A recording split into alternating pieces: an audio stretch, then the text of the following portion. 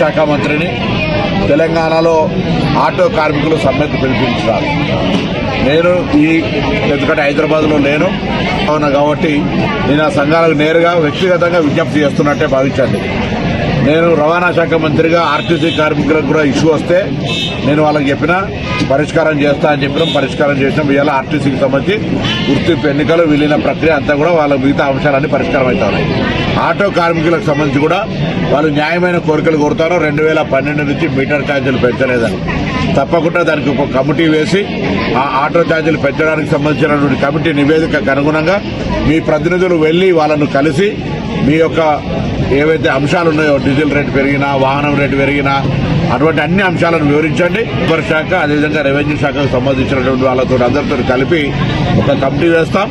తొందరలోనే ఆ కమిటీ వేసి ఆ యొక్క 2012 తర్వాత పెరిగినటువంటి ఛార్జీలను పెంచుతాం ఎంత అనేటువంటిది మనం సమిష్టిగా నిర్ణయం చేద్దామనే మాట మనం చేస్తాం. రెండవది సంక్షేమ బోర్డు అడుగుతా ఉన్నారు. లేబర్ సంక్షేమ బోర్డు కావాలంటే కార్మికుల పక్షాన సెస్ వసూలు కావాల్సి వస్తుంది. దానికి కూడా నేను అన్ని సంఘాలను కోరినా సంక్షేమ బోర్డు వేయడానికి కూడా కేబినెట్ అనుమతి ఇచ్చింది. దానికి సంబంధించిన విధి విధానాలు చేసుకోవడమే కాబట్టి ఆ సంక్షేమ బోర్డు కూడా వేస్తామనేటువంటి మాట నేను ఈ సందర్భంగా కోరుతాను.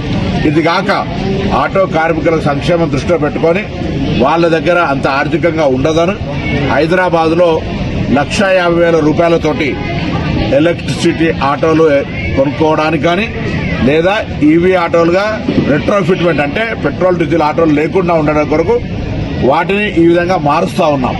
అది కాక స్క్రాప్ చేసుకుంటే కూడా కొత్త ఆటో కొనుక్కోవడానికి సహకారం చేస్తూ ఉన్నాం. ఆ విధంగా హైదరాబాద్లో ఎక్కడ కూడా డీజిల్ పెట్రోల్ గ్యాస్ ఆటోలు ఉండొద్దని ఈవీకి కన్వర్ట్ చేసుకోవడానికి వాళ్ళ దగ్గర ఆర్థిక స్తోమత ఉండదని 1,50,000 రూపాయలు ఇస్తున్నాం. కాబట్టి దయచేసి ఎక్కడైనా సరే ఆటో కార్మికుల సంక్షేమానికి ప్రభుత్వం కట్టుబడింది.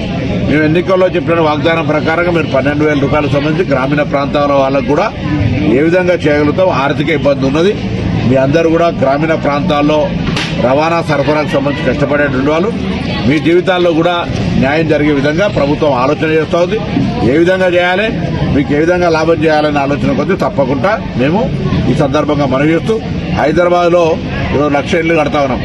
ఇటు ఆర్టీసీ కార్మికులతో పాటుగా ఆటో కార్మికులు కూడా వాళ్ళు అప్లై చేసుకుని వాళ్ళకు అంత పెద్ద విలువైన స్థలాల్లో కట్టే ఇళ్లకు అర్హులు కావచ్చని మేము కోరినాం. ఈ విధంగా అన్ని రకాల వాళ్ళకు 200 యూనిట్ల కరెంటు ఫ్రీ ఇస్తా ఉన్నాం. ఉచిత బస్సు సౌకర్యం కలిగిస్తా ఉన్నాం. వాళ్ళ కుటుంబ సభ్యులు పోయేది అట్లా రకరకాలుగా సంక్షేమ కార్యక్రమాలు రేషన్ కార్డులు ఇస్తా ఉన్నాం. సన్న బియ్యం ఇస్తా ఉన్నాం. ఎన్ని కార్యక్రమాలు జరుగుతూ ఉన్నాయి. కాబట్టి ఇటువంటి అంశాల్లో కూడా మీ పట్ల ప్రభుత్వానికి వివక్ష లేదు. ఈ ప్రభుత్వం పక్షాన రవాణా శాఖ మంత్రి అని మీకు విజ్ఞప్తి చేస్తా ఉన్నా. సమ్మె ద్వారా ప్రజలను ఇబ్బంది కలిగేసేటువంటి ప్రయత్నం వద్దు.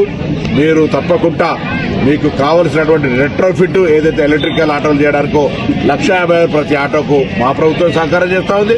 అదేవిధంగా 2012 తర్వాత పెరిగినటువంటి రేట్లను పెంచడానికి కమిటీ వేసి పెంచుతాం. ఎంత అనేది మనందరం కూడా కలిసి నిర్ణయం తీసుకుందాం. దాంతో పాటుగా సంక్షేమ బోర్డు కూడా ఏర్పాటు చేస్తాం. దానికి కూడా విధి విధానాలు నిర్ణయం చేసుకుందాం అనే మాట ఈ సందర్భంగా నేను హైదరాబాద్ లేని ఇక్కడి నుంచే మీ అందరికీ విజ్ఞాపన చేస్తామన్నా. దయచేసి సమ్మె అనేటువంటిది సమస్యకు పరిష్కారం కాదు.